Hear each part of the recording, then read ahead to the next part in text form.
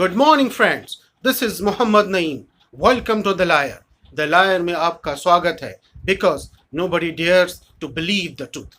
दोस्तों, आपने द्रौपदी का नाम तो सुना ही होगा, महाभारत तो देखी ही होगी।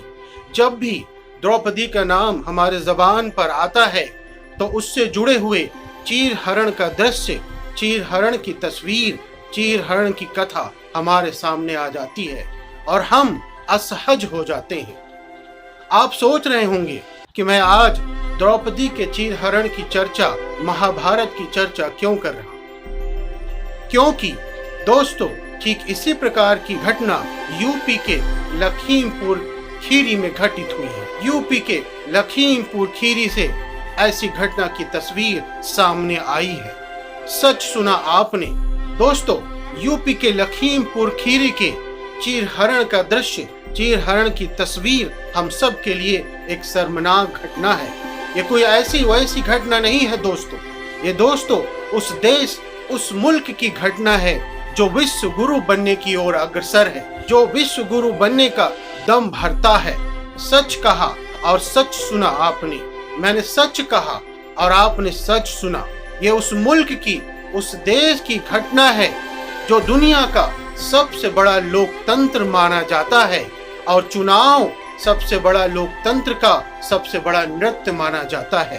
ब्लॉक प्रमुख चुनाव के नॉमिनेशन के दौरान एक महिला प्रस्तावक के रूप में जा रही थी, जिसे कुछ गुर्गों ने जो है उसके साथ छीना झपटी की, उसके कपड़े को खींचा, उसकी इज्जत को तार तार करने की कोशिश की। दोस्तों, ये उस देश, ये उस मुल्क की घटना है जो 5 ट्रिलियन इकोनॉमी के सपने संजोए बैठा है। सच कहा मैंने।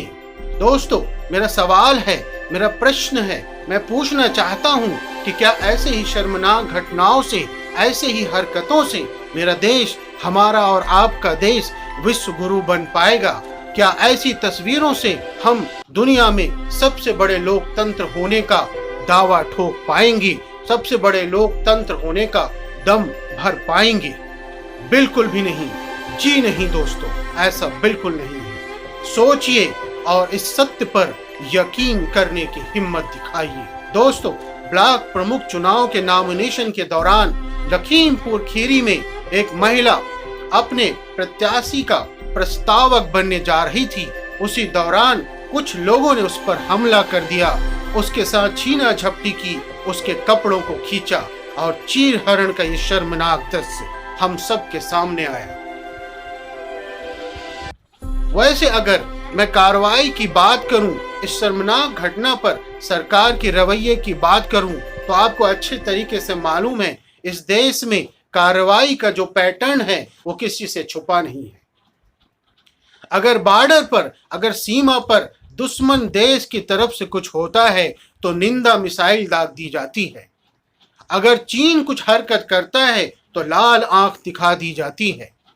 अगर कोई आपदा, कोई विपदा इस देश में आ जाती है तो पीड़ितों को मुआवजा देकर कार्रवाई को रफा दफा कर दिया जाता है।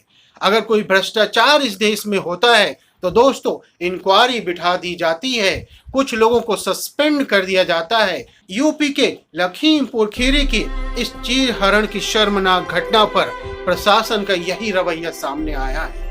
दोस्तों, इस घटना की गाज कुछ पुलिस वालों पर गिरी और उन्हें सस्पेंड कर दिया गया और तस्वीर में चीरहरण करते हुए जो ये 2 गुर्गे नजर आ रहे हैं, इन्हें गिरफ्तार कर लिया गया है और कार्रवाई संपन्न कर दी गई। लेकिन मेरा सवाल है कि उस महिला का क्या, उस स्त्री का क्या, उस औरत का क्या जिसने इस दुर्घटना को, इस शर्मनाक घटना को झेला है?